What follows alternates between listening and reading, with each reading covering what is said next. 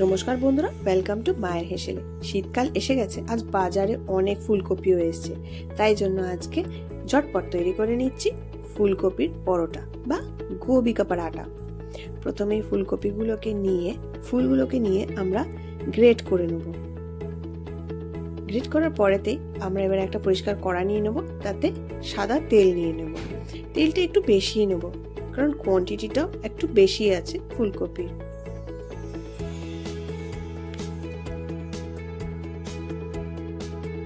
তেলটা ভালো করে গরম হয়ে আসলে এর মধ্যে এবারে দিয়ে দেবো 1 চামচ কালো জিরে,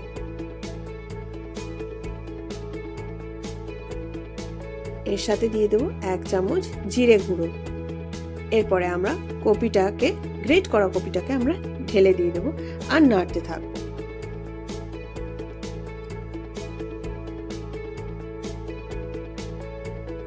ভালো করে নাড়া হয়ে গেলে এর মধ্যে এবারে দিয়ে দেবো 1 চামচ নুন স্বাদ মতন, 1 চামচ চিনি সেটাও স্বাদ মতন,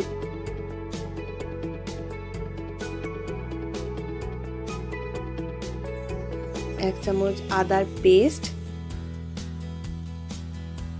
1 চামচ কাঁচা লঙ্কা দিয়ে ভালো করে আমরা নেড়ে নেব। পুরটা কিন্তু একটু বেশি চোখা হবে, যাতে আমাদের পরোটার মধ্যে যখন আমরা বানাবো তখন যাতে টেস্টটা লাগে। এই জন্য একটু টেস্টগুলো একটু বেশ জোরালো হবে, নুন মিষ্টি সব কিছুরই।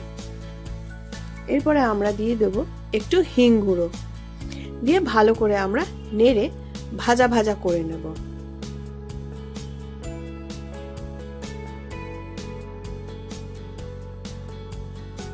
আমাদের পুরটা অলমোস্ট রেডি হয়ে গেছে, ভাজা ভাজা হয়ে গেছে।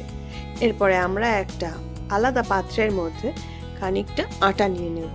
আমি কিন্তু এর মধ্যে কোনো ময়দা ব্যবহার করছি না, আমি পিওর আটারই তৈরি করছি। এতে দিয়ে দেব একটুখানি কালো জিরে আর একটু জোয়ান।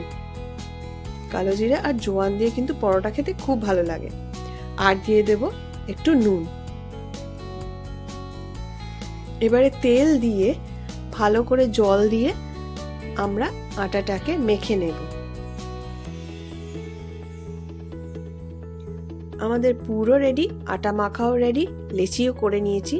এবারে ঠোঙা করে আমরা পুরটাকে একটার ভেতরে ভালো করে ঢুকিয়ে নেব।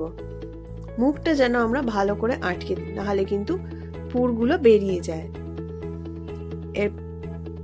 এবারে আমরা চাকির মধ্যে লেচিটাকে নিয়ে একটু স্প্রেড করে বেলতে শুরু করে দেব। ছোট ছোটই বেলবো, খুব বেশি বড় বেলবো না, নাহলে ফেটে যাবে। বেলা হয়ে গেলে এবারে চাটুর মধ্যে গরম করে শুকনো চাটুতেই আগে আমরা উল্টে পাল্টে একটু সেঁকে নেব। এপিট ওপিট দুপিট হালকা করে সেঁকা হয়ে গেলে এর উপরে এবারে আমরা তেল দিয়ে দেব।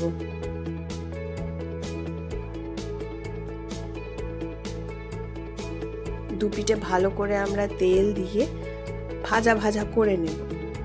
করা হয়ে গেলেই আমাদের রেডি হয়ে যাবে আলুর পরোটা বা গোবি का पराठा।